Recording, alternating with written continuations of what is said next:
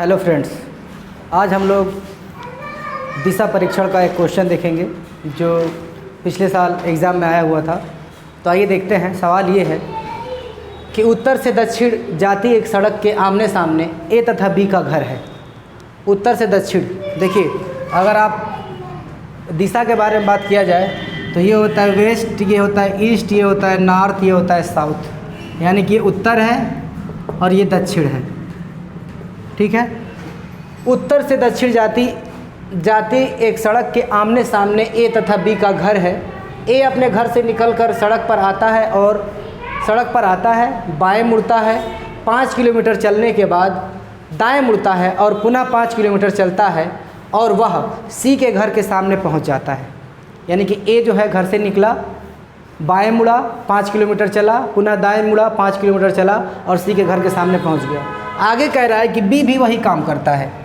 यानी कि बी भी अपने घर से निकला होगा, बाएं मुड़ा होगा, 5 किलोमीटर चला होगा, फिर दाएं मुड़ा होगा और 5 किलोमीटर चला होगा और वो डी के घर के सामने पहुंच जाता है। तो हमें सत्य कथन को चुनना है कि इसमें सत्य कथन कौन सा है। सी के घर का मुंह दक्षिण दिशा की ओर है, डी के घर का मुंह उत्तर दिशा की ओर है, सी और डी के घर के बीच की दूरी 10 किलोमीटर से अधिक है और इनमें से कोई नहीं। तो आइए इस सवाल को हम देखते हैं कि ये सवाल कैसे लगेगा। तो देखिए सवाल क्या है कि उत्तर से दक्षिण दिशा की ओर कोई सड़क जा रही है।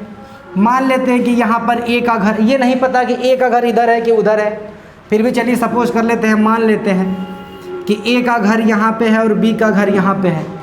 ए अपने घर से निकला होगा बाहर और 5 किलोमीटर अपने बाएं गया। घर से बाहर निकला और बाएं 5 किलोमीटर गया, 5 किलोमीटर, और पुनः दाएं मुड़ता है और दायां ये हो गया और 5 किलोमीटर ये है और सी के घर के सामने पहुंच जाता है। यानी कि ये सी का घर है। वही काम ये भी करता है, ये भी अपने घर से निकला होगा और इसके लिए देखिए, इसके लिए बायां इधर हो जाएगा दक्षिण दिशा की ओर। यानी कि 5 किलोमीटर इधर चलेगा और इसके लिए बायां ये हो गया, पुनः दाएं मुड़ेगा। अब देखिए इसके लिए दायां इधर नहीं, इधर हो जाएगा और ये 5 किलोमीटर इधर चला और ये डी के घर के सामने पहुंच गया। ये डी है और ये डी का घर है, डी के घर के सामने पहुंच गया। एक तो हमारा डायग्राम ये बनेगा और दूसरा डायग्राम ये बन सकता है कि मान लीजिए कि बी का घर इधर है और ए का घर इधर है। अब जो है ये डायग्राम सीधा हमारा उल्टा ऐसे बन जाएगा कि ए जो है यहाँ पहुँचेगा सी के घर के सामने और बी जो है यहाँ पहुँचेगा डी के घर के सामने। अब देखिए हम ऑप्शन पे आते हैं, ऑप्शन पे कि सी के घर का मुख दक्षिण दिशा की ओर है। देखिए यहाँ पर जो है सी के घर का मुंह पश्चिम की ओर है और यहाँ पे सी के घर का मुंह पूरब की ओर है। यानी कि इसका ना तो उत्तर ना तो दक्षिण, यानी दोनों दिशा में नहीं है। या तो इसके घर का मुंह पश्चिम में, अगर इधर होगा तो पूरब में, उधर होगा तो पश्चिम में। यानी कि ये हमारा ऑप्शन गलत हो गया। दूसरा ऑप्शन देखिए, डी के घर का मुंह उत्तर की ओर है। देखिए डी या तो यहाँ पर होगा या फिर यहाँ पर होगा और इसका मुंह भी या तो पश्चिम में या पूरब में होगा। यानी कि हमारा ये दूसरा ऑप्शन भी गलत है। तीसरा ऑप्शन कह रहा है कि सी और डी के बीच की दूरी 10 किलोमीटर से अधिक है। इसकी हम जांच करते हैं। देखिए यहाँ पे हम पाइथागोरस का प्रमेय लगाएंगे, पाइथागोरस का रूल। और पाइथागोरस प्रमेय क्या कहता है कि ये हो गया कर्ण हो गया इस त्रिभुज के लिए और इस त्रिभुज के लिए भी ये कर्ण हो गया। ये 5 है, ये 5 है, ये 5 है और ये 5 है। पाइथागोरस प्रमेय क्या कहता है, कर्ण बराबर हो जाएगा √5 का स्क्वायर, 5 का स्क्वायर यानी कि लंब का स्क्वायर, आधार का स्क्वायर। यहाँ पे भी वही हो जाएगा √5 का स्क्वायर प्लस 5 का स्क्वायर। ये हो जाएगा 25, 50 हो जाएगा और ये हो जाएगा कितना हो जाएगा, 50 का हो जाएगा 2 10 × 50, 2 × 10 × 50 यानी कि हो जाएगा ये 5√2।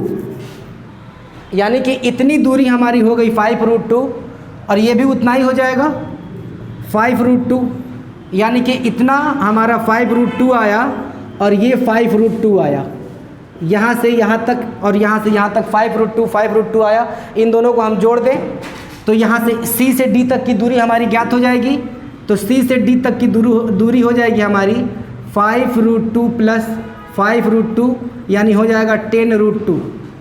10√2 हो गया। और √2 का मान हमारा जो होता है, अगर हम भाग विधि या गुणनखंड विधि जो भी आप जानते हैं, तो √2 का मान होता है 1.6, तो हो जाएगा 10 × 1.6, और जब इसका हम गुणा करेंगे तो 16 किलोमीटर समथिंग के आसपास आएगा। और तीसरा ऑप्शन जो है हमारा, सी और डी के बीच की दूरी 10 किलोमीटर से अधिक है। तो देखिए 5, 5, 10 हो गया, √2 का मान कुछ भी हो, 1, 2.1 कुछ भी हो, तो 10 से अधिक हमारा आ गया, यानी कि हमारा सी ऑप्शन सही है। यानी कि दोस्तों जब इस तरह का सवाल हो तो बस हमें लेफ़्ट राइट यानी कि दाएं बाएं का अच्छे से अगर नॉलेज होगा तो हम दिशा परीक्षण के तमाम क्वेश्चन को बेहतर तरीके से कर सकते हैं। अगला वीडियो जो हमारा होगा वो सूर्य पर आधारित जो है, जैसे मान लीजिए कि आमने सामने दो लोग बातें कर रहे हैं, सूरज किसी के बाएं कंधे पर है, तो जैसे मान लीजिए कि ए और बी है, तो बी की परछाई अगर उसके दाएं पड़ रही है तो उसका मुंह किस दिशा में है। इस तरह के क्वेश्चन एग्जाम में आते रहते हैं, उसको हम बताएंगे अगले वीडियो में। अगर हमारा सवाल आपको अच्छा लगा तो हमारे चैनल को लाइक और सब्सक्राइब करें। धन्यवाद।